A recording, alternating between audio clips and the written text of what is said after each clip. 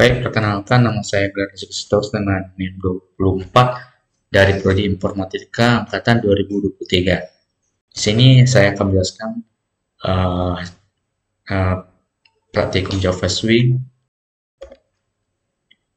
Di sini ada secara besar ada tiga maksud saya. Pertama welcome frame, kedua itu kalkulator sederhana, lalu yang ketiga itu membuat aplikasi dengan tampilan UI to-do list. Tapi saya akan menjelaskan welcome frame dan kalkulator dengan change to another from. Baik, kalkulator saya akan jelaskan secara singkat. Ini perangkat yang akan digunakan untuk melakukan perhitungan matematis di mana seperti penjumlahan, pengurangan, perkalian, dan pembagian. Lalu selanjutnya di sini welcome frame di sini kita bisa menjalankan welcome frame dan mengklik tombol open kalkulator akan menampilkan sebuah kalkulator sederhana yang telah saya rancang. Baik, di sini sudah nampak bagian welcome frame-nya yang telah saya desain. Lalu kita klik kalkulator, maka akan menampilkan kalkulator yang telah saya buat. Baik, selanjutnya di sini di sini kalkulatornya bisa melakukan operasi tambah, kurang, kali, dan bagi. Sini kita coba. Inputan pertama 3, inputan kedua 2. Jika dijumlah hasilnya 5, jika dikurang hasilnya 1, jika dikali hasilnya 6, jika dibagi hasilnya 1,5. Lalu di sini melakukan operasi aritmatika dengan inputan huruf maupun simbol. Di sini jika kita buat inputan pertamanya sebuah huruf, maka inputan harus berupa angka dan ini merupakan pesan error. Lalu jika kita buat simbol 3,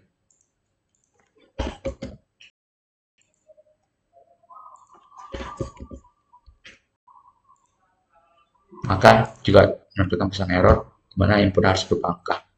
Lalu jika 0 bagi 2, hasil pembagiannya 0. Lalu bagaimana jika kita membuat inputan keduanya itu 0?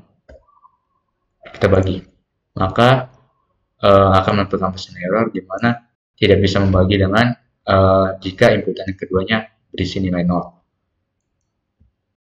Baik, selanjutnya to-do list aplikasi. Di sini saya akan jelaskan dengan singkat. To-do list itu merupakan kegiatan yang akan dibuat untuk membantu seseorang untuk mengatur, merencanakan, mengelola pekerjaan. Dengan to-do list, pengguna dapat menuliskan apa yang mau dilakukan dan lalu menandai tugas yang sudah selesai ataupun menghapus daftar pekerjaan yang sekiranya tidak penting. Baik, selanjutnya di sini saya akan jelaskan clean arsitekturnya terlebih dahulu pada Java.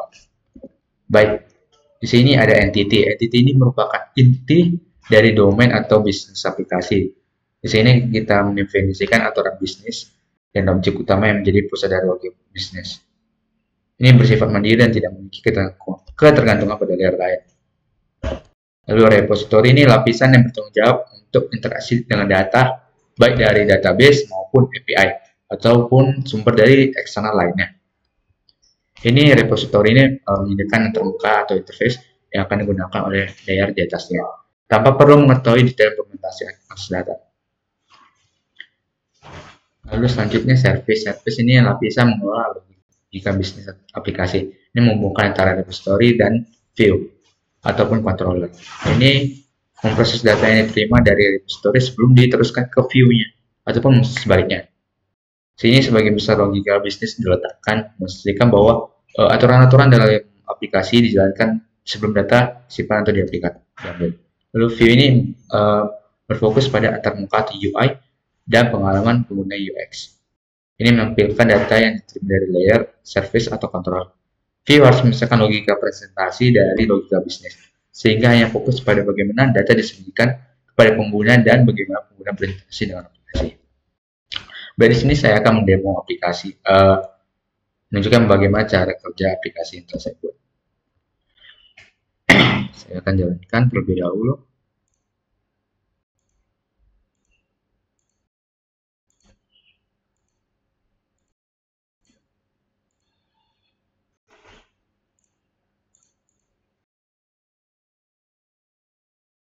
Baik, ini aplikasi yang telah saya buat tampilannya.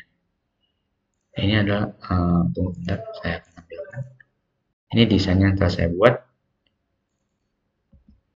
Di sini kita akan melakukan penambahan data, di mana menambahkan data dengan jika di to-do-nya ini kosong. Kita buat tambah data, maka akan menampilkan sebuah pesan error di mana data to-do tidak boleh kosong. Baik, selanjutnya melakukan tambah data dengan data to-do kurang dari 6 karakter. Baik, mari kita coba belajar saja. Coba kita tambahkan huruf A. Ini panjang karakter minimal 6. Oke, berhasil. Lalu melakukan tambah data baru dengan data to-do yang valid sebanyak 5 data. Seperti tadi, belajar, maka berhasil menambahkan data belajar PBO. Sini melakukan tambah data dengan data to-do yang telah tersedia pada tabel. Maksudnya, misalkan belajar PBO sudah ada dalam sebuah daftarnya. Jika kita ubah, maksud saya belajar PBO tapi dengan huruf kapital atau huruf kecil atau huruf besar yang berbeda, maka to-do sudah ada dalam daftar.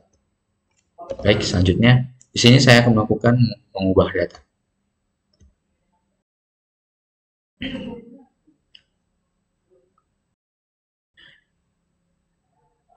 Baik, di sini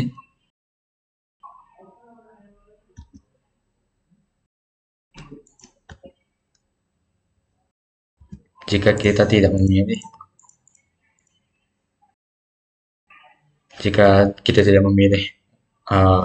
suatu daftar di sini, daftar to-do-nya, atau klik ubah data, maka belum ada data to-do yang dipilih.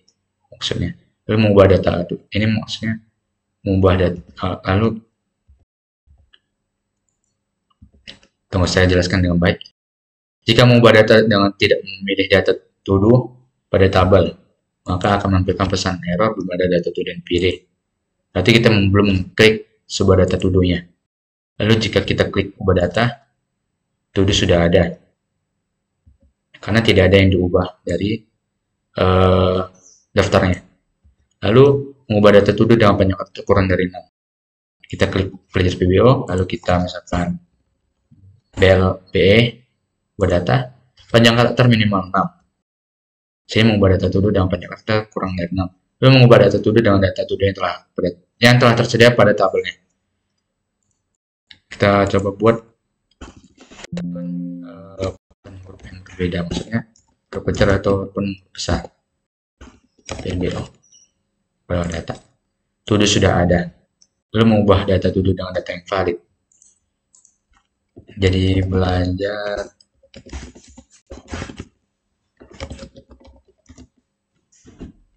Jakob.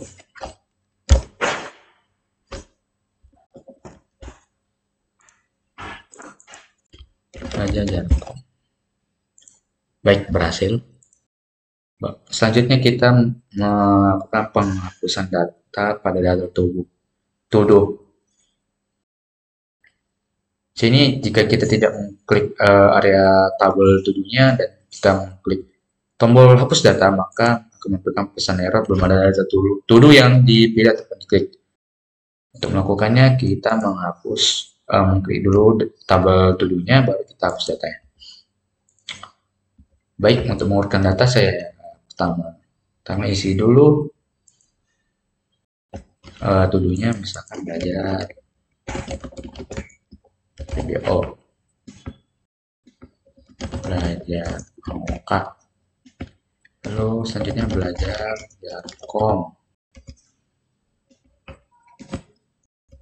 belajar Basdat, belajar agama, lalu selanjutnya belajar Pancasila. Sini kita akan melakukan mengurutkan data, dan pertama kita akan lakukan secara descending. Di sini descending kita lakukan, maka akan diurutkan dari huruf Z sampai A. Kan belajarnya ini sudah sama. Tinggal yang berbeda ini. B, J, B, A, A.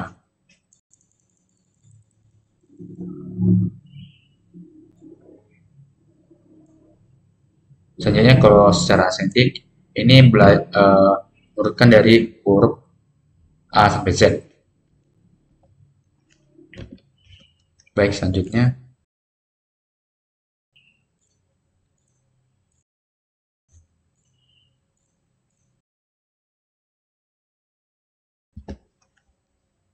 Mencari data pada tabel termasuk hasil pencarian. Misalkan suatu tuduh makan nasi, makan ayam. Kita cari nasi. Maka akan menampilkan sebuah tuduh nasi, makan nasi. Selanjutnya kita lakukan pengurutan hasil pencarian. Kita gunakan descending.